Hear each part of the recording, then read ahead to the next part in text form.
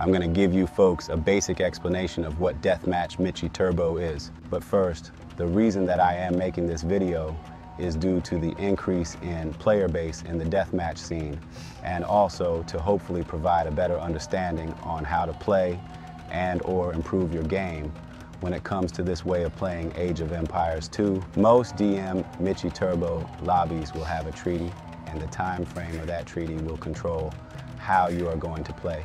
10-minute treaty games are more strategy oriented, so I'll save that for a later video. 15-minute and 20-minute treaties are the standard, with the latter being more noob friendly.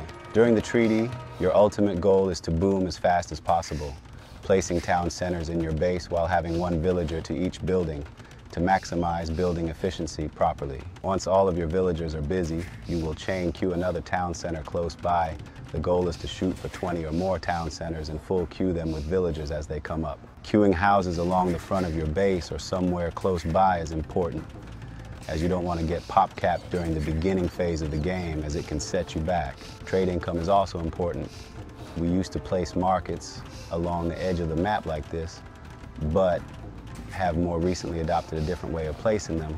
The difference is, in these high pop limit games, carts can get stuck on the markets, but this way of placing the markets fixes the cart issue. Lumber camps will be essential if you plan to copy my way of playing this setting, as wood is the most precious resource in DM Mitchi Turbo, as it is not an infinite resource. Without wood, you cannot make siege units, which are key for pushing your opponent, nor can you farm, build trade carts, place buildings.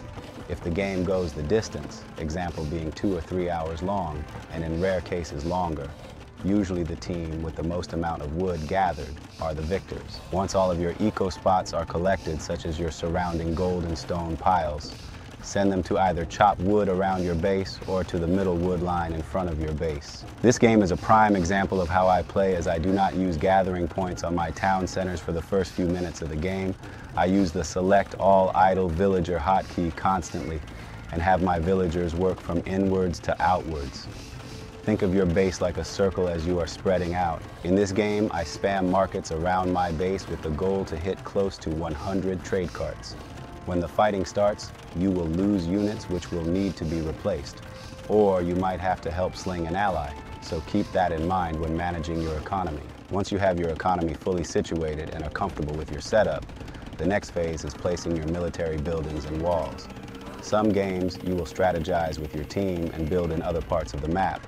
That is fine, but respect your allies' wishes. It's important that you know your civs' strengths and weaknesses. Take, for example, this game. With me being Gurjaras, my army would consist of camels, elephant archers, and elephant rams, which means that I would fight in front of my base and support my allies. So, building location is important. You want your army to get in the fight as quick as possible, but also not conflict with your allies' army movement. It's not easy to learn DM Mitchi Turbo, especially if you've never played DM, but that is why I've started this channel. I'll post more videos in the future similar to this one. Hopefully I was able to touch up some basics for you guys. If not, please let me know down in the comments. Love y'all.